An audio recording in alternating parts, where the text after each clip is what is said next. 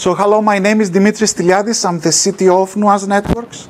And on this section, we are going to talk about some interesting developments or some interesting things we are doing about in Nuage in the areas of mostly scale and application support. And so I have heard this question a lot of times over the last year. Does network virtualization scale? Right? No, it doesn't scale, no, it's slow or whatever. And honestly, on all practical purposes, because of the way network virtualization and SDN came into the picture, people had a lot of questions, right? It took a lot of time for people to digest the technology. So what I plan to show you in this particular session is how we have built the Nuage VSP in order to maximize scale. And then I'm actually going to show you an example of how it scales. So the first thing is, remember, the virtualized services platform has 3 tiers, right? It has the policy tier, the control tier, and the hypervisors. And the way the policy tier works is actually a web application, right? So if you want to scale it, you add more instances, you add a load balancer on the top, and that's how it scales. It scales completely horizontally. So the policy system scales horizontally. Now, the control system, as we described, is you create a data center zone. And for the data center zone, you instantiate a single virtualized services controller, and this controller is managing a bunch of servers. We have tested this up to 1,000 servers, so a virtualized services controller managing 1,000 servers, and there you have a data center zone that is one availability domain if you want. Now, adding another data center zone is actually very simple, right? It's a cookie cutter approach. You add a second zone, you instantiate another controller there, the controllers talk BGP between them, and they extend the services across data center zones. It works the same way that the internet works. In reality, the VSC together with all the vSwitches is here. It looks and feels, if you go on the CLI of the VSC, it looks and feels like one big BGP-enabled router. And so when you want to put 2, you just put 2 routers together and establish a BGP session. Is each VSC, though, here a cluster of VSCs? Each VSC is 1, or if you want availability, 1 plus 1. It's not more than 1. And 1 plus 1 is active standby? Active. It's active. It's active. And to get a feel, though, about what it is, a VSC is a 4-core VM with about 4 gigabytes of memory. That's what a VSC is, right? So, and then you add more of them. Those run OpenFlow? They're active? They are active, and they run OpenFlow, yes. Okay. To the VRS. Yes. Yeah. That's one of the things that we changed with VRS is because VRS couldn't handle this active very well. Yeah. So we have our own enhancements, if you want, so that every OpenFlow switch or every OVS connects simultaneously to 2 controllers and receives routes from 2 controllers, and then it picks the best. Okay. Okay. Quick question on this controller federation here as you're scaling out. It's not just routes that's going on in that BGP session between the VSCs, or is it simply routes? Just routes. It's routes. It is. No, but it's layer 2 and layer 3 routes. It's MAC VPN, so it advertises MAC addresses and layer 3 addresses. IP, so you can rebuild also the ARP tables. We don't flood in our solution. There is no flooding, there is no... So there is more integration there. These aren't 2 islands that are just known to each other by IP address space. No, they are. I mean, literally, in what sense? They are islands in the sense that the only thing you need to do between and here establish a BGP session. Yeah. IP packets are going between them. Right? There is no...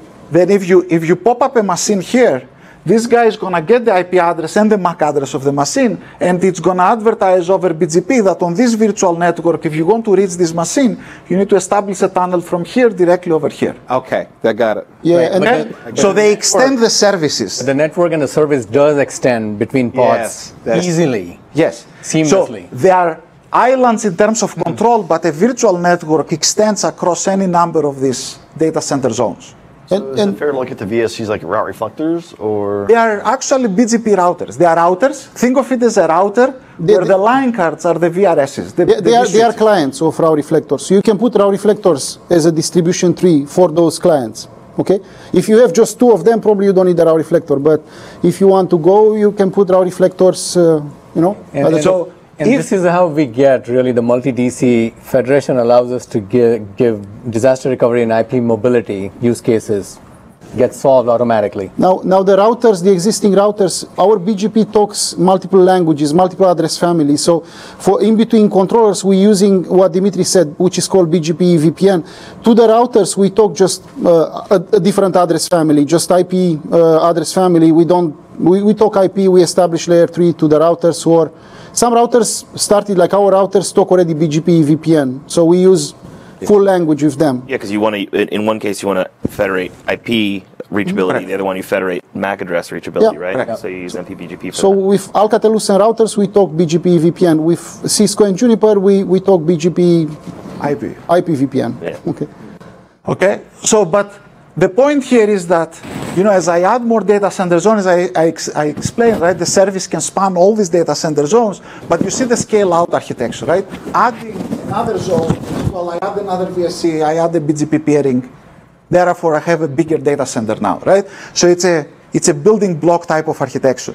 Now, this architecture is built this way and is designed this way because we were trying to solve some scalability problems that are actually, I think, very significant in networking. And it's actually, sometimes I hear this thing, oh, network virtualization is like server virtualization. No, it's not. Server virtualization is very easy on the control plane compared to this network virtualization. And I'll try to give you an example of why I say that. In server virtualization, if you plug in a virtual machine here, other than this server, nobody else really needs to know that you plugged in a virtual machine over there, right? You plug in you start the virtual machine here, you tell the server it starts the machine. In network virtualization, if you start a virtual machine here that needs to communicate with a virtual machine here, somehow this machine has to know a route of this machine, right? So your action of activating a virtual machine leads to a state propagation event that will touch everybody else that is on the same virtual network as you want with the specific virtual machine you activated, right? So essentially an event of activating a virtual machine here can create a sequence of events that are going to propagate routes all across the network. And this is a fundamental difference of networking or doing networking and virtualization versus activating a server, right? Because activating a server, it comes up, I'm done. So let's see a very simple example actually. And example is I have a subnet and I have 4 servers, 2 web servers, 2 database servers. And I say that from the web to the database servers allow TCP traffic on the MySQL port 3306, and between the web servers you can talk, and between the database servers you can talk, right? Very trivial kind of application.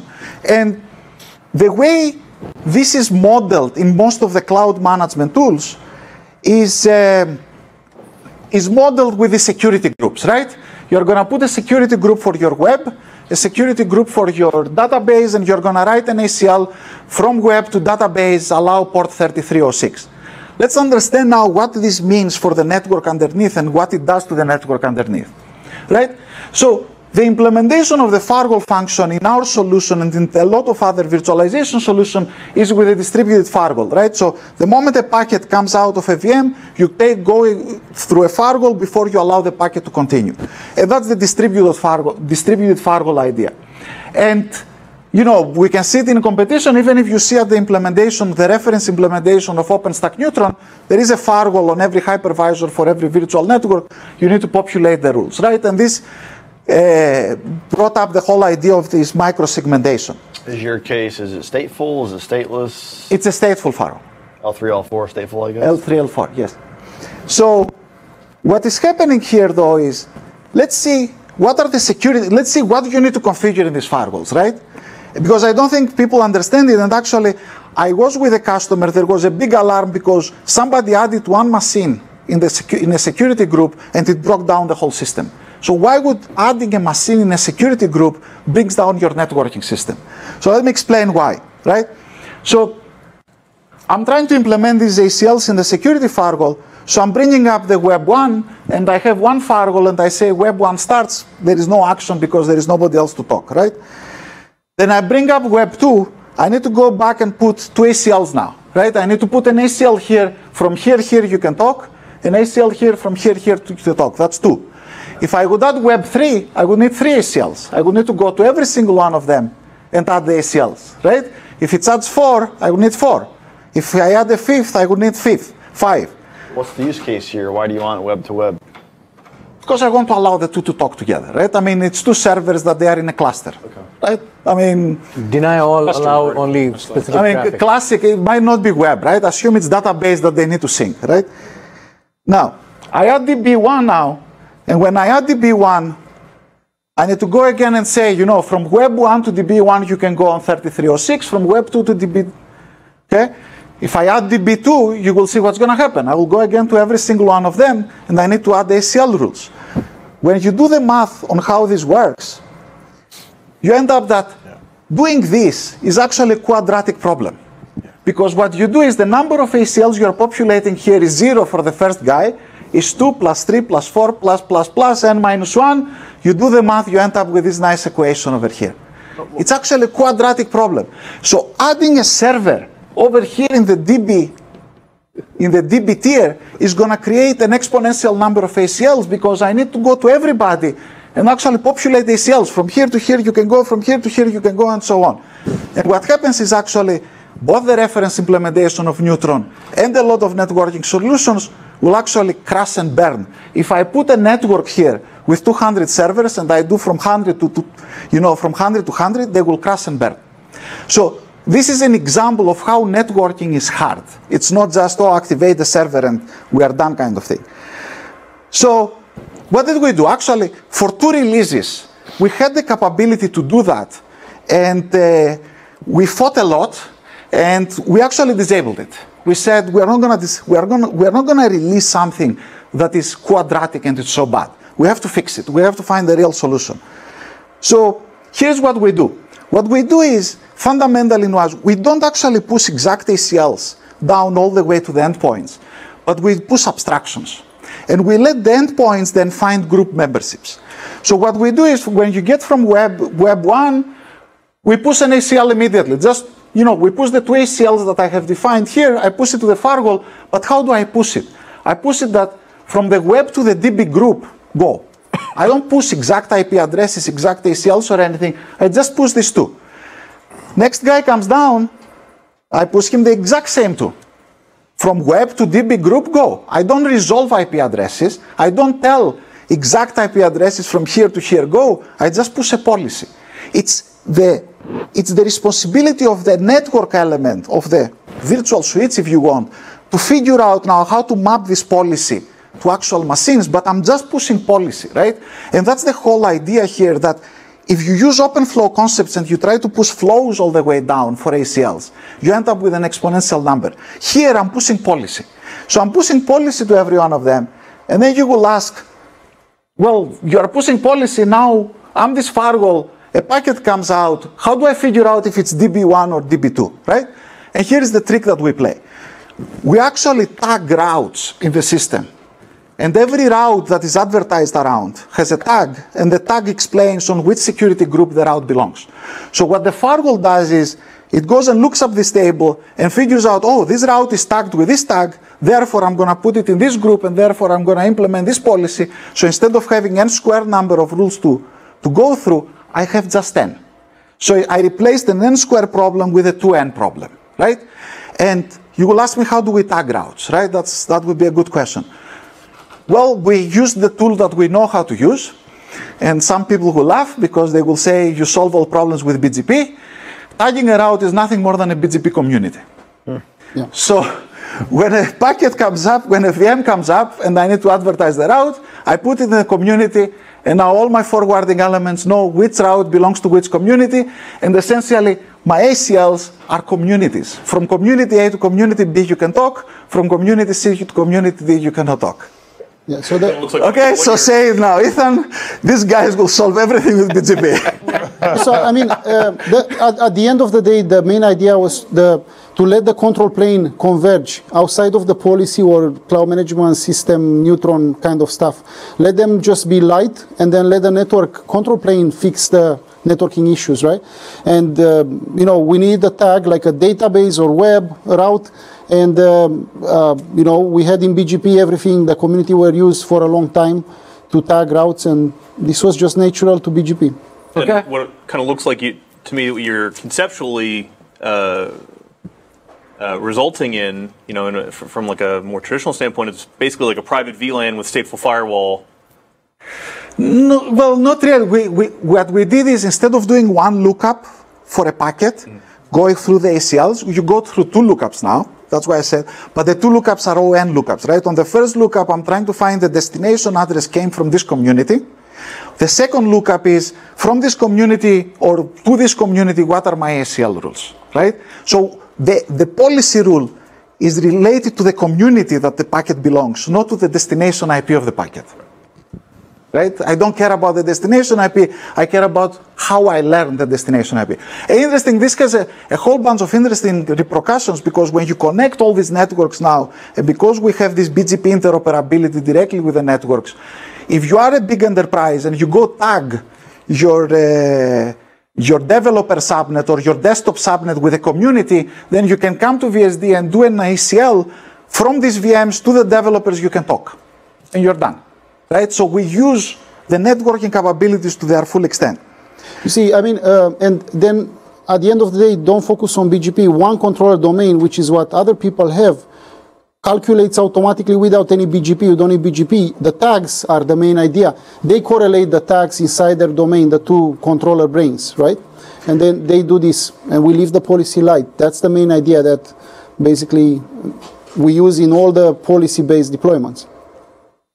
So what I'm going to do now is I'm going to do a scalability demo. Sunil might have met the CIO last year. I just got a call from AWS that I'm being a very good customer the last month. The reason I'm being a very good customer is that I'm actually doing my scalability demos in AWS. So what I have in AWS, I have a full VSP system running as VMs on top of AWS, right? So I'm running a cloud inside the cloud type of thing. I instantiate 40 servers. And I have a VSC and I have a VSD, and what I designed over there, and I'll show you the thing, is I designed 40 routers with 2 subnets per router, so this is 80 networks, and I'm gonna launch 20,000 instances in this infrastructure, right? In this borrowed AWS infrastructure, I'm gonna push the button, launch 20,000 instances, not AWS instances, I'm gonna launch instances inside the AWS VMs, right? It's nested, and each instance, in order to launch as fast as it can, it's gonna be a Docker container. So I'm not gonna launch virtual machines, I'm gonna launch Docker instances inside AWS virtual machines, and there is a VRS running, there is the whole thing running, and I'm gonna distribute 7 ACLs for every virtual machine, so this is like 140,000 ACLs, 20,000 instances, it's 500 instances per server, and I will show you how this whole thing completes in 8 minutes. Okay? So we're gonna start it, and then we're gonna see it running. Real quick, actually, so in Amazon, you're spinning up agent first, right, as the... Yes, I'm gonna show you exactly what I have here. So just curious, how are you connecting containers to that agent in AWS? I will explain that as well. So here I have 40 instances running in Amazon, right? So if these instances are my hypervisors, my virtual hypervisors, if you want. So do you need extra large to run in? I need this. I use these numbers because of memory. I need a lot of memory, right? I'm going to launch 500 containers in each. Oh my God. Mm-hmm. So I'm going to have a lot of memory. Okay? I don't care about CPU. I care about memory on this. And I have my VSD running. VSD is running here as a C34 extra large. It's a beefed up machine. It's a 16-core machine. And VSCs just take 4 cores. They don't really do anything else. Okay, so I have this setup up in a VPC in Amazon, and what I'm gonna do is I'm gonna go in my console there and I'm gonna say go, and hopefully things will happen. I don't know, if Amazon is nice to me today, things will happen. So we're running in each of them our VRS agent, right? We're fully emulating what's been done in a regular server. In every one of these. The VRS agent here, is that being loaded as just a Linux package? It's just loaded on the host OS. The VRS agent runs on the host OS. The containers run as containers. And then there are VETH connections connecting the containers with the VRS. I see. Okay. Got it. Okay. It looks and feels like a machine. Okay, so now I'm in my AWS machine. And what is happening here is this is like my control console. I'm just gonna launch, actually before I show this, Let me show you here what is happening.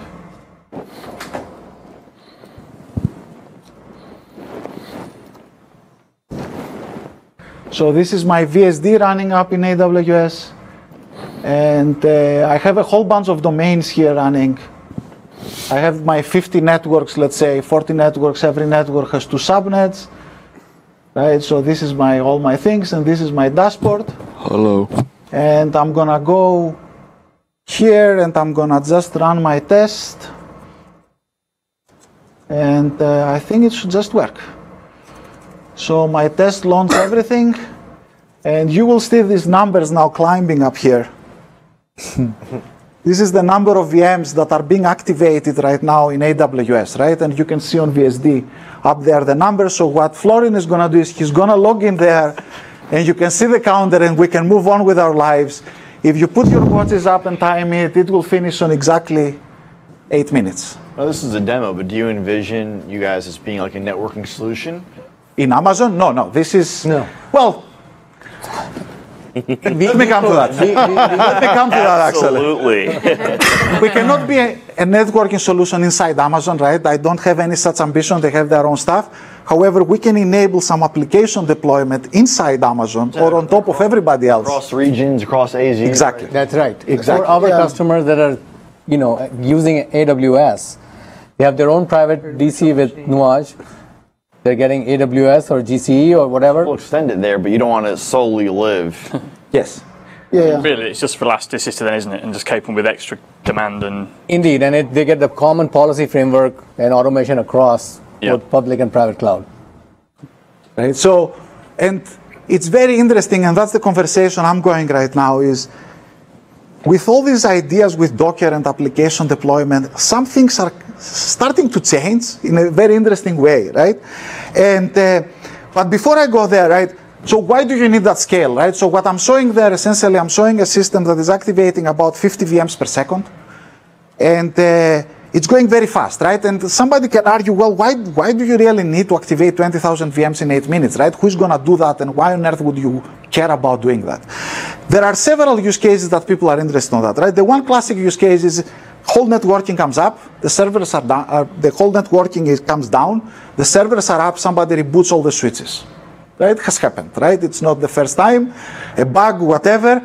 You reboot everything, suddenly all the networking has to reconverge. Another use case is disaster recovery, right? Some big event happens, you need to migrate all kinds of networks, all kinds of things, it can happen.